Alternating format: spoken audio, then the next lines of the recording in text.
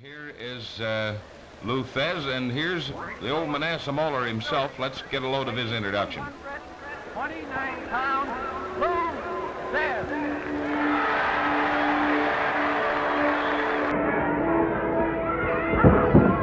Tradition is a funny thing.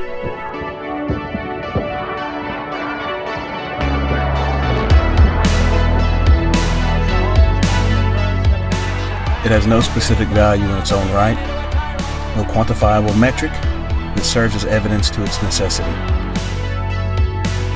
But when applied to the correct circumstances,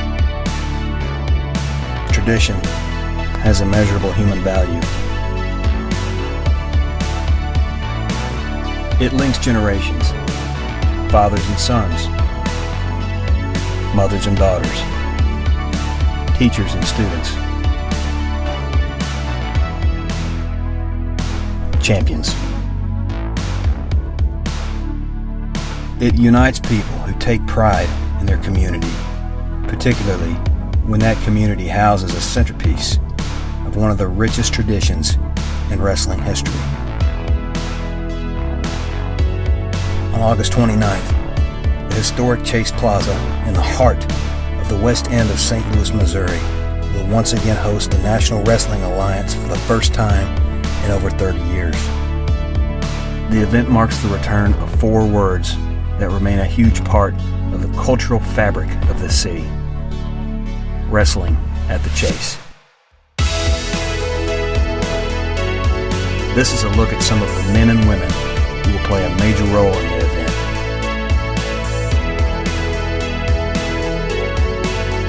Their professional careers, their day-to-day lives, and the journey they take to this historic event. To me, history isn't just a thought or a word or a dead idea. This is the NWA, where we wrestle. It's what you make it. This is Race to the Chase. After nearly 4 decades, the Chase is the place once again for wrestling. Now we have the Powerrr 2's Chris Renee live in the Central West End to explain the return of an old St. Louis favorite. Good morning, Chris. Margie, good morning to you. John, good morning to you as well. I'm Larry Matisick. Considering the reputation that Slaughter has built along the East Coast, a lot of people are expecting mayhem from Slaughter. You know, to be able to be at the forefront of breathing new life into these iconic vestiges of wrestling history,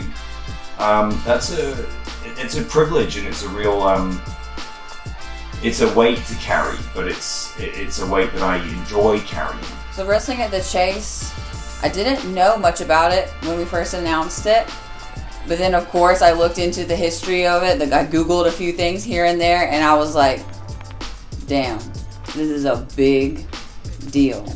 The NWA is returning to St. Louis, August 28th, 29th, 30th, and 31st. I'm nervous. Who wouldn't be? It's something that you're stepping into a big shadow here, a big historic shadow, and you've got to kind of fill that out.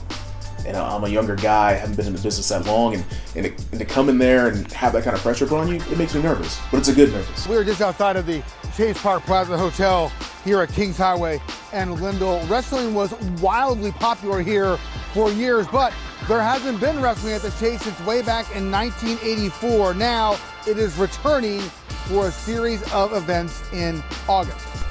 Everything lines up and we're able to make it happen, and after the announcement gets made, there's news stories and there's a news correspondent standing outside the Chase reporting on it. I mean, I don't think any of us were expecting that level of reactions. To be able to deliver wrestling and the type of wrestling that I grew up on, the type of wrestling that many of us grew up on, that really translates to us and speaks to us, is that emotion and that the stories, and really fall in love with the people. And you know, I've had to sit back on the sidelines for a majority of this and watch this happen. I've been so proud of, so proud. You know, I'm you know, commend Billy with what he's done and to bring and breathe new life into the NWA and to the team that he's surrounded himself with, my husband included, who's really devoted hours upon hours upon hours every week to to the brand and to how to present the product in a different way. The who's who of the NWA came through at Wrestling at the Chase. That was where, if they saw something in you, you came through St. Louis and you were rocket strapped to potentially be the world champion. All the greats came through Wrestling at the Chase, from your Ric Flairs to your Harley Races, probably most famously Bruiser Brody. I don't know, there's just so much history in that building. I'm getting goosebumps talking about it. The first pay-per-view will be the first NWA all-women's pay-per-view with Mickie James as executive producer.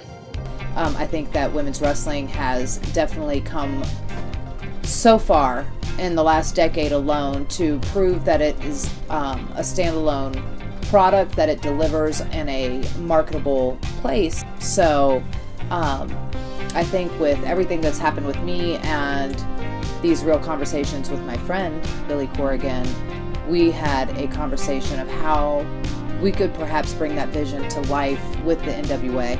In seeing that Mickey's putting it all together, she kind of came through and changed the game in a way that I think that nobody's going to really see again. People don't really understand the gravity of this whole situation.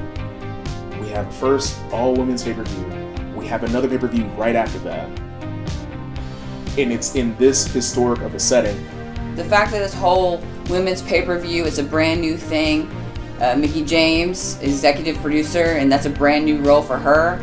It's definitely a lot of things that we're having to figure out and work out. I like the newness. I like that we're bringing something fresh. NWA is old school, okay? So we got old school, and we're bringing something fresh and new and combining it for Wrestling at the Chase. Mickie, first all-women's pay-per-view. He just announced it. I mean, wow. I'm so honored and privileged. Thank you, Billy. Thank you for putting faith in me and trust in me. This is something that I've wanted to do for a very, very, very long time, and I was cut off at every opportunity. And you, sir, have given me the opportunity to make a real difference.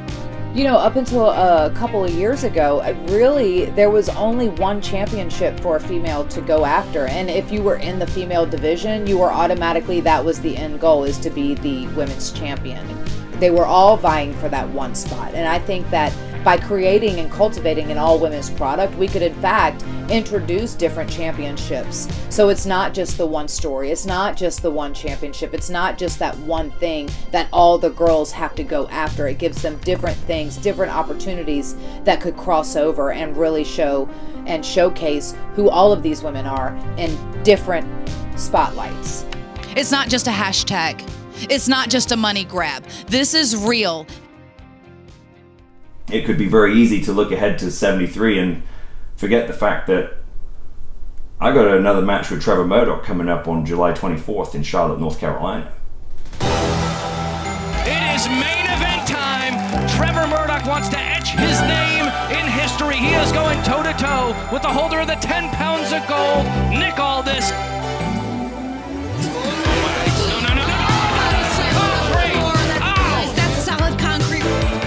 Nick Aldis, love him and hate him, he's the dealer, he knows what's going on.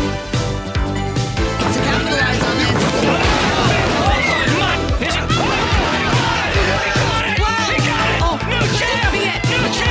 New champ!